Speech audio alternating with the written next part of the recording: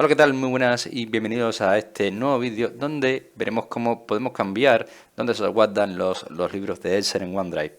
De forma predeterminada, él se guarda los libros de Excel en la carpeta de documentos de OneDrive. Sin embargo, ahí también es donde se guardan todos los demás documentos de Office, lo que esto puede llevar a un montón de desorganización.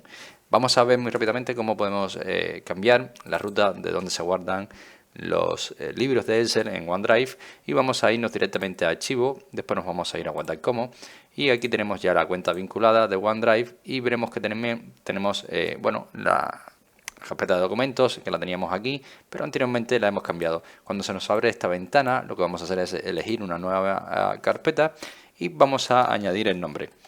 Vamos a añadir Excel para que de ahora en adelante todas nuestras aplicaciones de Excel, nuestros libros de Excel, perdón, se guarden en esta ruta.